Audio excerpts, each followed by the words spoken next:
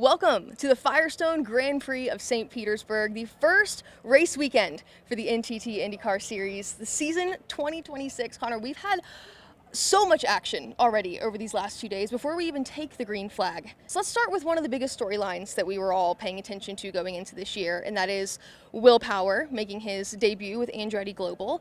Not the best weekend for Will, though, as we've seen. Had some issues yesterday in practice, and then a major issue this morning in practice. Kind of surprising to see from Will Power. Yeah, he's been visibly frustrated with his car so far, just not quite agreeing with him.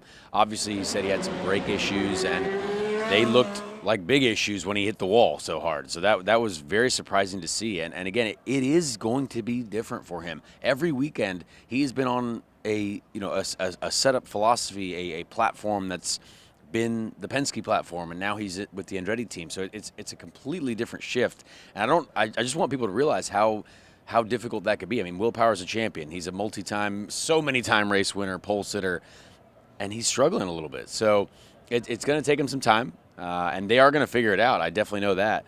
But it makes it exciting for us to watch. Well, and to your point, it puts into perspective just how difficult it is to transition to a team, given he's had close to 20 seasons with Team Penske, now making that change. Hopefully he can come out and race like the Will Power that we've seen race before. But he wasn't the only one that had issues in practice. Were you surprised to see other cars with issues? I think this whole weekend, honestly, there's been some mistakes, and from experienced drivers too. It just goes to show you how difficult this is. I mean, everyone's pushing to the absolute limit. These things can happen. You know, Christian Rasmussen hit the wall pretty hard this morning as well, but they got very lucky. They just did the nose cone on the car, so that's the only thing that they had to replace. I talked to his engineer. He said even the toes were fine on the front tires, so the front wheels. So that was a lucky miss for them. But yeah, lots of small mistakes that have cost some teams several pieces of suspension and nose cones.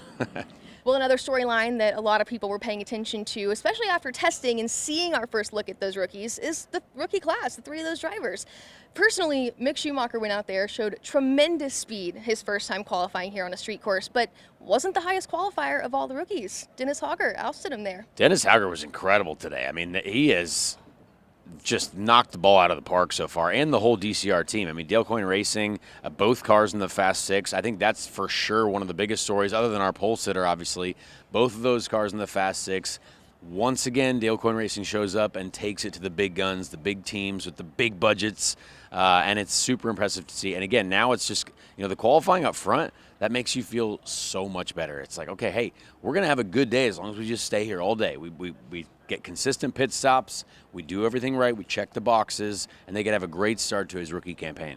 Dennis, heck of a start here for your rookie debut, starting third in your first race. Describe what was going through your mind when you got out of the car. Just super happy for the team, super happy for all of us. I mean, both cars in the top six is rare in general, I think.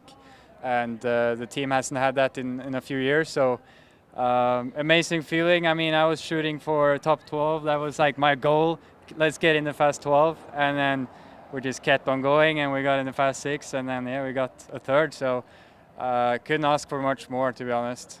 Super good start to the season, and it was good to get some really good experience on the red tires as well, which is new for me. But tomorrow we got a long race, so it's going to be a lot of new stuff for me there as well. So I'm just going to keep my head down and, go from there. What's been the biggest surprise for you on your first IndyCar race weekend? Has it been the tires? Has it been the, how chaotic these practice sessions can be? Just let us know. Yeah, a bit of everything. I mean, just with the hard and the soft tire as well. How they work, how they're different. Even the teams didn't really know going into this weekend, so a few variables there. But as a driver, just getting to know the track with this car, it's a bit different than the next car. A lot heavier. You can really push it through the high-speed stuff, and it's got really good brakes with the carbon brakes. So it's just about trusting the car. And when we got to the red tires, it was really nice. So it's been a surprisingly nice weekend so far. I don't think we started too well, to be honest. Practice 1, we had some issues. We got a bit better in practice 2, and then qualifying we were spot on. So happy. Well, you said you went out there expecting to hopefully qualify just in the top 12, and now you're starting third. What are your expectations for yourself tomorrow? Just go in with an open mind. I mean, there's a lot of strategy into play. Everything can happen here. We did use the last red set. Not everyone did, I think, so that's going to be a thing we have to think about. But we're starting on the second row on the inside. At least we are not in the middle where the carnage usually happens.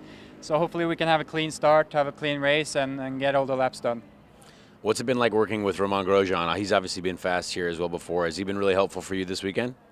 Yeah, I mean, just having a teammate that's had really good experience on this track and just experience in general from many different series. So even like when we were in Sebring testing, listening to him on the radio, and coming here, just talking with each other, trying to work as a team to get better. I think we did a really good job with that. So it's been great so far, and hopefully we can keep it going. Starting on the pole here for the Grand Prix of St. Petersburg, Scott McLaughlin. Scott, back where you left off. How is it being back and, of course, the fastest? Yeah, fantastic. I mean, great start to the year, but, you know, I had a great start of the year last year and proceeded to have the worst. So I think I'm really happy with everything on the deck Chevy. The car wasn't fantastic to start Q1, and we really tuned her up to, you know, get going in the Fast Six or make the Fast Six and then get going when this group came in. So I was really happy with it. You know, all that truck racing today, it was interesting what it did to the track. So, you know, it took a bit for the car to come back to me, but I was really happy with it in the end.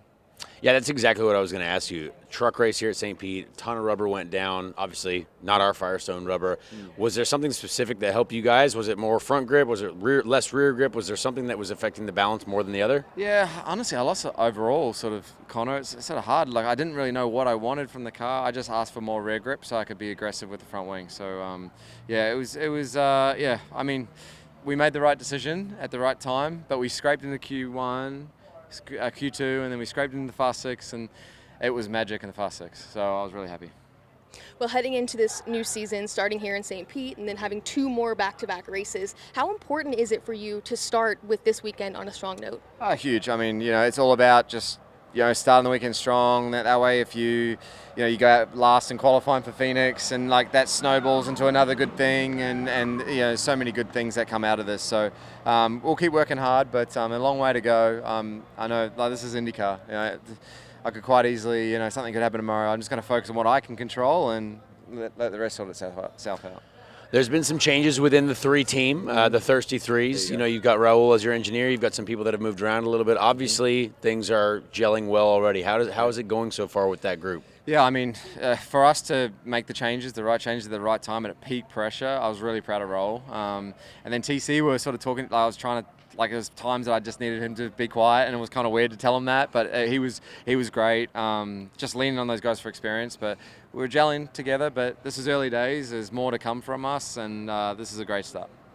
All right, before we head into the season, you know, actually getting it started, can you speak just a little bit to, did you have fun truck racing today, and how neat it is to have an experience like this with both series racing here? Yeah, I'm not going to lie. Like, I watched it and I was like, I'd really like to race this. But I was also thinking that I didn't want to look like Jimmy Hinch when I got out of the car, because he looked like he was about to die. So, yeah, I'm happy to just be doing my IndyCar thing. But certainly, maybe one day I'd like to try it like Franchitti. But yeah, it's all good.